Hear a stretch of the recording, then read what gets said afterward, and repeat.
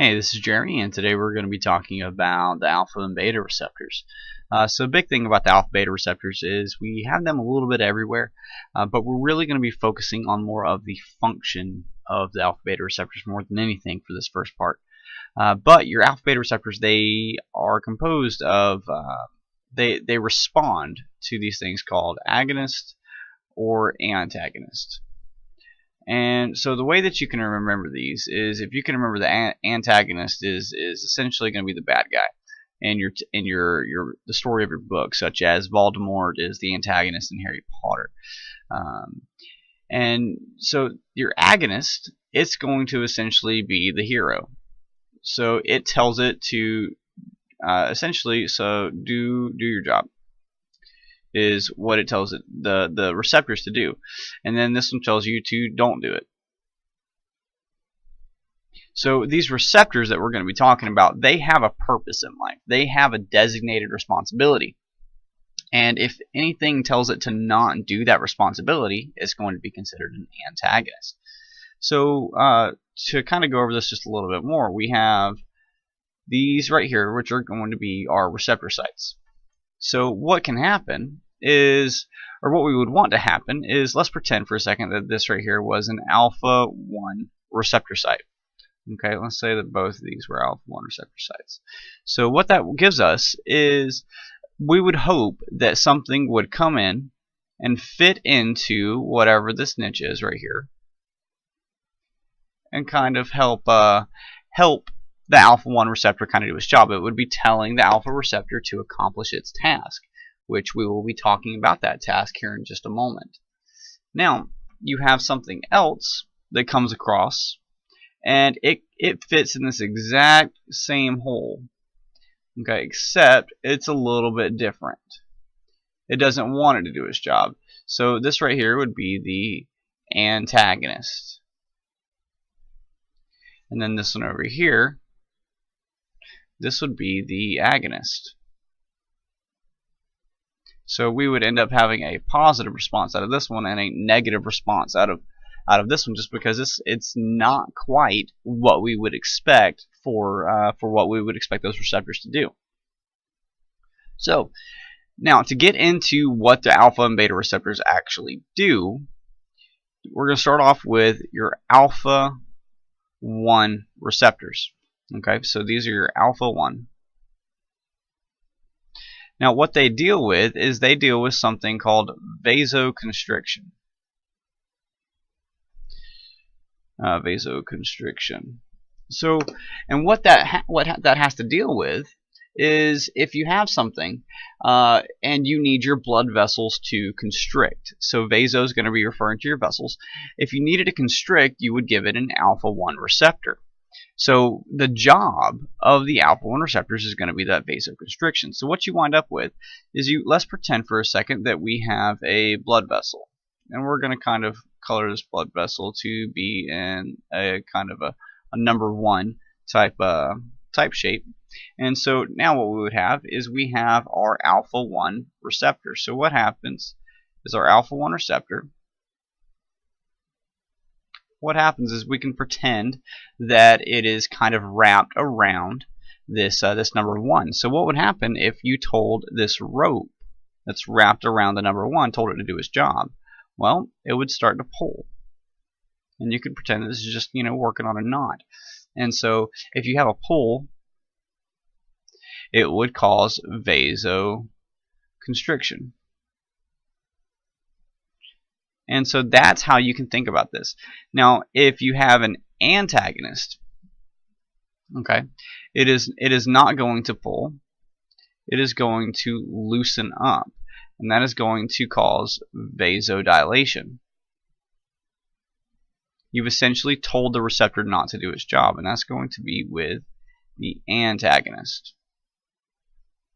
So an alpha 1 antagonist is going to cause vasodilation. Okay, so now what we wind up with is, we're going to go ahead and go to alpha 2. Alpha 2 is an inhibitor. And so part of what your alpha 2 does is it essentially tricks the receptors into thinking that they're doing their job, that your body is acting appropriately. Now, sometimes this can be a good thing, sometimes it's not. It all just kind of depends on the situation. But the way that you can remember the alpha 2 is if you can, this number 2 that we have right here, if you can think about it like an arrow, it's bouncing away. So what happens is your alpha 2, you had something that was going to come in and it decided that it was getting sent away, so it just bounced itself away. So that's going to be part of the alpha 2 response, is going to be inhibiting the response from the other receptors essentially. Now you're gonna, these are your alpha 1 and your alpha 2 receptors. Now the next one that we're going to worry about is going to be your beta 1. So your beta 1 receptors. So this deals with 3 different things, and it causes each one of these 3 things to every single time a beta 1 receptor is going to trigger these 3 events. It's going to trigger positive inotropy. It's going to trigger positive chronotropy and positive dromotropy effects. So inotropy is going to refer to the strength, chronotropy is going to refer to the rate, and dromotropy is going to refer to the rate of the electrical conduction of the heart. So with beta 1, that's going, so your beta 1 equals 1 heart. All 3 of these functions right here, they are all things that the heart has to deal with. So your heart is going to end up beating harder. Heart's beating harder. Your heart is beating faster, and the rate that the electricity is able to flow through your heart is going to be that much easier. So this is going to eventually cause a raise in your blood pressure. It's going to cause a raise in your heart rate. And that can be good. Sometimes it can be bad. Now, if we have a beta 1 antagonist, it's going to cause negative inotropy, negative chronotropy, and negative dromotropic effects. Okay, and again, that can be good, that can be bad. It's just all dependent on the situation. Now, your last beta receptor that we're going to talk about today, it is going to be your beta 2 receptors. So the way that you can remember this is your beta 2, that's going to equal 2 lungs. Okay, and so what happens is you have your lungs, and this is going to cause bronchodilation.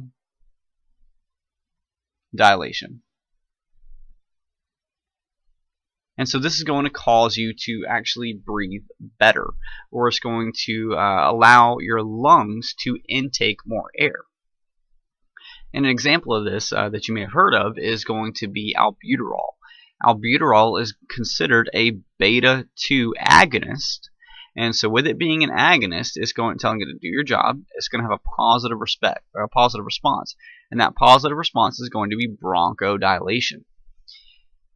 And if you were to have a beta 2 antagonistic effect, that is going to cause bronchoconstriction, which is could mimic an asthma attack. So the big things with these is understand that this is the basics of your alpha and beta receptors, and that you have multiple different drugs that we're going to come in contact with that can stimulate these alpha beta receptors. And so they can affect a lot of different things. They can affect everything from your lungs to your heart to your blood pressure, just based off your vasoconstriction, and even your inotropy, chronotropy, dromotropic effects. Your alpha 2, your inhibitors, that's not something that you're necessarily going to see too frequently, but it is something that you need to at least be aware of, that it is a thing, and it is something that we need to be considered about. So that's your alpha and beta receptors.